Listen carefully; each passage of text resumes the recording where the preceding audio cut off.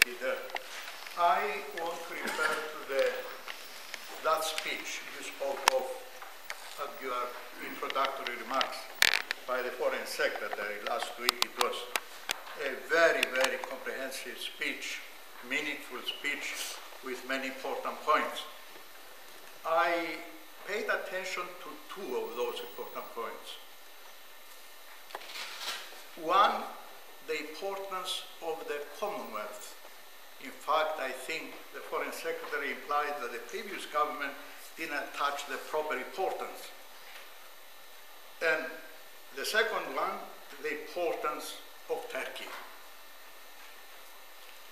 Now, of course, Cyprus is a member of the Commonwealth. Cyprus is a member of the European Union, and Turkey is an applicant country. I expected to hear something about Cyprus as well. Now we went through the speech, no word.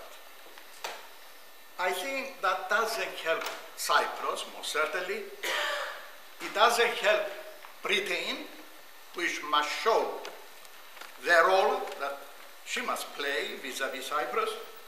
And in the long run, it doesn't help Turkey itself, which supposedly is aiming at zero problems with its neighbors.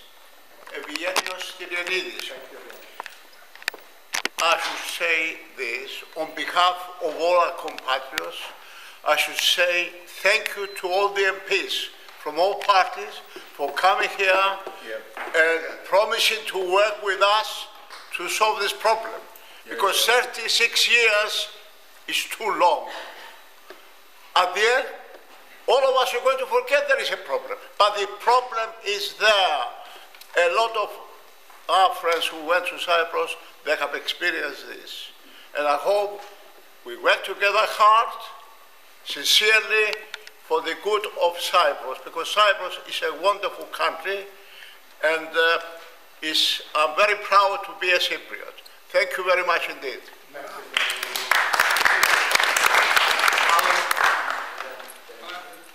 Thank you for the best wishes. It's a long process. I mean, my ancestors part of them came from Ireland, and they lived in a croft house with an acre of land where they grew potatoes and probably kept one cow. And they had a knock at the door one day, and there was English soldiers standing outside, which ordered all the family of 10 to walk to Wexford docks to get on a boat to go to America.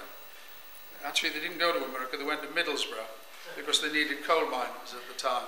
But they burnt the croft to the ground, and they lost all the land. So they were refugees. But the case of Ireland has been going on for independence for Ireland since 1784.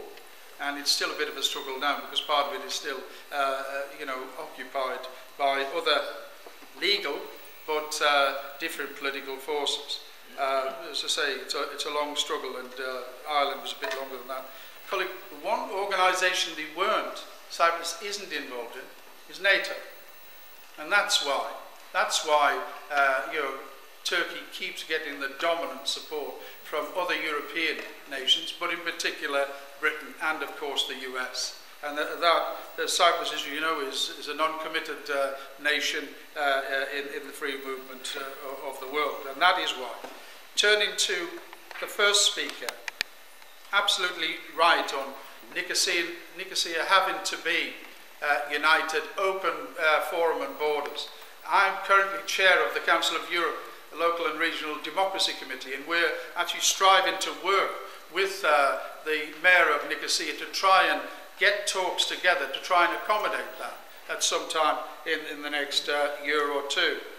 On the matter of shipping, yes, I agree with you that we should have some arrangement, but that can't be for Turkey to do in 3 or 4 years' time. You know, it is very, very clear, European law is very, very clear that they cannot stop other European ships going into Turkey, yet allow their own ships to go into ours. So that change has to come now. But on priority, I think one of the things in your list, which is exactly the right way to go for meaningful targets to meet, is the top of that priority should be the missing, because it should be the easiest for them to do. They know where nearly all of those people are buried. I can tell you that, but I tell you, there's something else has to come, and that's from the Republic side. Because I know I did a film many years ago with Charles Thompson called The Missing.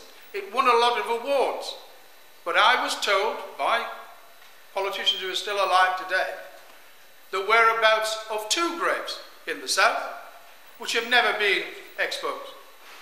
Now, why haven't they been? Because they've become part of the negotiations. And politicians of both sides have got to say enough. And actually they need to be helped in that process by religious leaders. They've got to stop playing politics, but instead to say, this is too important a matter, and you as politicians in Cyprus have got to give that evidence out and say, we're going to do it, you follow on, and reveal the whereabouts of these people where they're buried. So it's a two-way thing, and we have to do it, and we have to do it to break that logjam. Thank you. David, is that anything you'd like to add?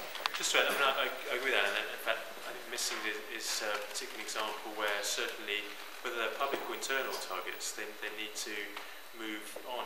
You're right in many ways that it's all too easy for politicians to just simply make a broad commitment to assist in a just solution, and there needs to be movement, and there needs to be a timetable in a sense. So, the interesting thing about setting milestones, I think it's important that the department and internally that the minister responsible would have those targets, and in fact I've got a round-table meeting with the minister on Thursday, and it may well be someone from the desk that Adam spoke about, as well as others will be there at the Foreign Office, and I'll raise that directly with them. Not let them just get away with just simply a broad agreement, but let's not ignore the significance of the coalition agreement, the manifesto agreement that was confirmed in the House at the first opportunity that the Foreign Secretary had at the dispatch box, which was a commitment to all the government can do to support Cypriots in securing a just solution. And that is important because there are many other priorities for the Foreign Office, but they have put it up there. They've put it up there, and they've confirmed that agreement to it, and we need to hold them to that. To the point about that it wasn't mentioned in the last speech, I'd be concerned that we don't make too much of the fact that it wasn't mentioned in the last speech. We need to hold them to what was mentioned in terms of the agreement and their plan. A lot of plans are going to be published over the coming weeks and months about plans to be able to fulfil the agreements in the coalition. And this should be part of it. And we need to hold them to account for their agreement already, rather than always hold to account for never mentioning it.